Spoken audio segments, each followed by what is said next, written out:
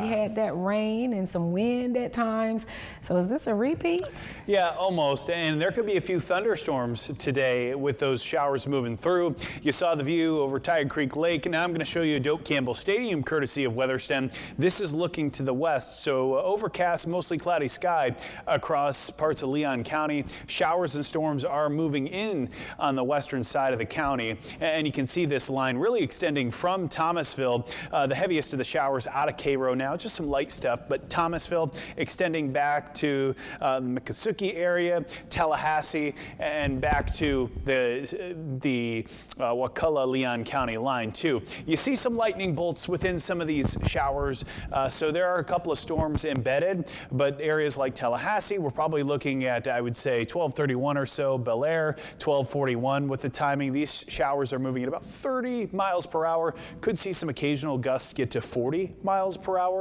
And some pretty heavy rainfall with these. Monticello by 1251 with these showers. If I didn't talk about your community, they're most likely not getting the rain. Madison, Perry, Live Oak, Mayo, we're dry right now, overcast, but these showers are going to be moving our way. Now, it might be dry in Marietta, but there are more showers and storms behind it. Now, there is an opportunity because we're so warm and humid across the Big Bend, there's a risk for a couple of stronger storms. I haven't seen anything severe so far, but I'm going to keep my eyes on the radar through the afternoon. Wind gusts 40 to 60 miles per hour, and because we're in the vicinity of a warm front, a very low risk for an isolated tornado. I'll keep my eyes on it. Again, nothing to be concerned about right now, but did just want to give you the heads up that there could be one or two stronger storms this afternoon. You're going to look at Futurecast here and you're going to see that's not just the only round that we're seeing this early afternoon, but more rounds of showers and a few storms are going to be possible through the afternoon into the evening. I would keep that rain chance a little bit higher, probably through about 9 o'clock this evening. Then we'll start to dry things out for the most part, a cloudy overnight.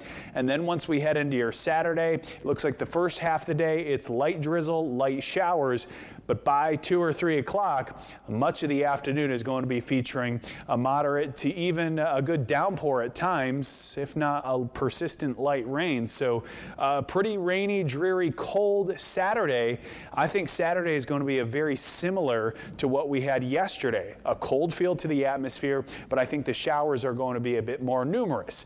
And we're not done. More showers, maybe a few storms, move in on Sunday. So it's going to be several rounds of showers, and I think when all is said and done, today through Sunday, 2 to 3 inches are going to be possible for most of the Big Bend, 1 to 2 inches for areas like Marietta, Donaldsonville, Bainbridge, north and west. But if you're Tallahassee, Crawfordville, Perry, Madison, Live Oak, Valdosta, Statenville, I would expect 2 to 3 inches of rainfall today through Sunday.